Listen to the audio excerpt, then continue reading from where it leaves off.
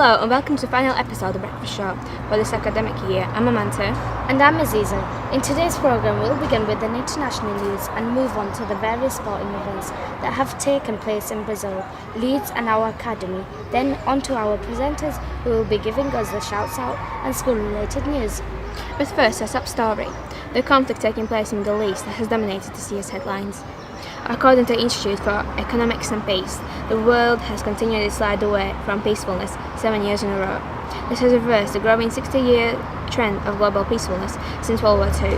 The research found that Syria displaced Afghanistan as the world's least peaceful nation in its newly released Global Peace Index, compiled before the latest upswing in fighting in Iraq.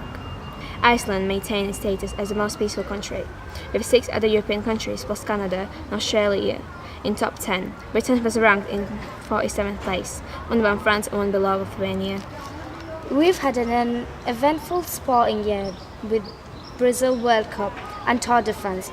The World Cup, which is currently being held in Brazil, has become the world's most watched sporting event.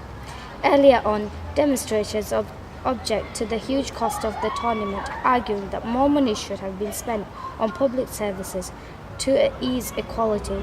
Some accuse the government of spending millions on new stadiums and not enough money on low-income housing. However, the Games have attracted over 600,000 foreign visitors to the region, and another 3 million Brazilian fans have been travelling around the country. I'll hand you over to the sports desk for the sports special. The Games have been going on for a while now and will be finishing on the 13th of July. We have had interesting and surprising occurrences during the Games, such as in the game between Italy and Uruguay. Suarez, a world-class player from Uruguay, decided to bite a player from Italy. Suarez has now been prohibited from playing any matches for 4 months, as he had also previously taken the same action during his other games. Also, Neymar, in a match between Brazil and Colombia, was accidentally kneed in the back by the opposing player. He broke a bone in his back, but fortunately it was a clean break and will resume to play after a rest of 4 weeks. Well, Esther, another tourism magnet has been the Tour de France. With the famous race going throughout Leeds, it has encouraged a large amount of fans and locals to get involved with the race. The grand departure was on the 5th of July. Many people travelled down to the Millennium Square to catch a glimpse of the past winners and new talents. Even Prince Harry and William, Princess Katie and baby George joined in the festivities in Harrogate.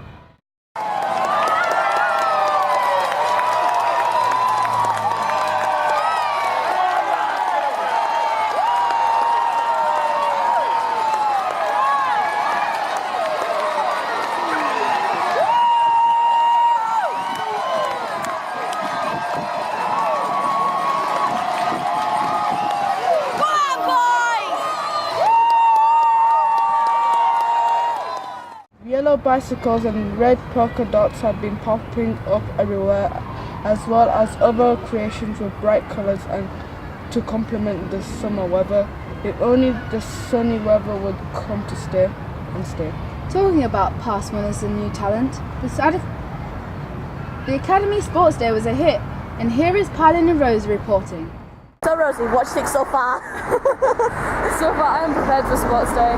I'm doing like 3 events and I'm prepared. Probably going to lose them, but I'm prepared.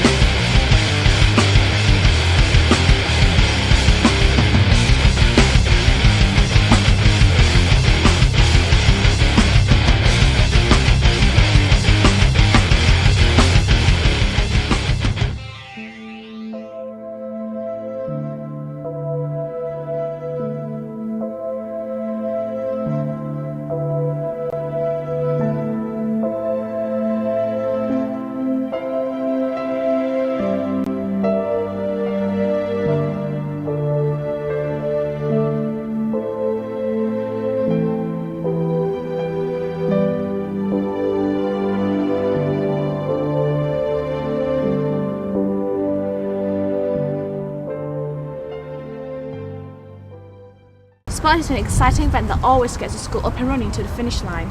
With all years giving their best and each skill having their star players, Sports Day has always been nerve-wracking and a lot of fun. Seagull had Year 9 Eric in their corner, who was gotten the highest record of long jump in the whole of West Yorkshire. Joel had his head in the game as a result, has won many races for Da Vinci and is also impressive with the javelin. Amy Lee King, who we all know is a sporty skill in Year 9, has also taught many events she was in. A shout out to Kaku B, who not only ran for the Year 8s but also for the Year 9s. Well done, Kaku, you did Year 9 proud and with your performances. Tomlinson and Seagull also showed fighting spirit and desire to succeed, but with these star players from each guild, it was Da Vinci who won again. Well done, Mr. Stanley. But so close for Luther King, who came in second place. But there's always years ahead for Luther King, so go LK. Also, massive thumbs up to lead coach Miss Gilpin, who organised Sports Day along with all the PE department. You've yet again created a great event that has got us all involved. In more shout-outs, this year has seen many events taking place with Guild Theme Day, Award Evening and many more. Congrats to all of the people who won something at the award evening on the 30th of June. And special congratulations for Pilot for winning the special award of the night. Thanks, Rosie. I had a great time. I was really surprised to win the big prize. Also, well done to all the staff who constantly organise different events for us. Finally, a shout out to our reporter Esther, who interviewed Ruth and Monica after their SL assembly. Check it out. Thank you for watching. Stay tuned for a final message from the podcast group. Ruth, what inspired you to write such a powerful and heartfelt monologue? Because I don't think that racism can ever be stopped, and racism can take place in different forms, and in our society I think it's a lot more technical. Even though there's no whips and chains, it still happens. Black people still get treated like they're not worth anything. So I felt especially black boys in our community, young black boys, get treated as if they're criminals just because of their style. So I thought, I based it on a book that I read and I just did it. Before walking up on the stage, how did you feel? People always think because I'm confident on stage, I never get nervous. I actually I just wanted to run out. I didn't want to do it, but you just do it. You just get nervous and do it, but I do get really nervous. Monica, did you know who Stephen Lawrence was before you joined the group? Yeah, I was quite aware of who Stephen Lawrence was before I joined the group. I mean, how is it even impossible not to know who he was? I mean, everybody spoke about him. We had days where we just, sat down, talked about him. We did in Year 9, remember? We did a presentation about him in Year 9. So yeah, I did know. Why did you join the Stephen Lawrence group? It was most likely to just make a change, to make everybody aware of the situation, to just, make a difference and stop hate and do what we can to just, stop it. And what are you both planning to do next year? I'm doing performing arts in college. That's it. Well, I'm doing English literature, sociology, and psychology, hoping to become a lawyer next year.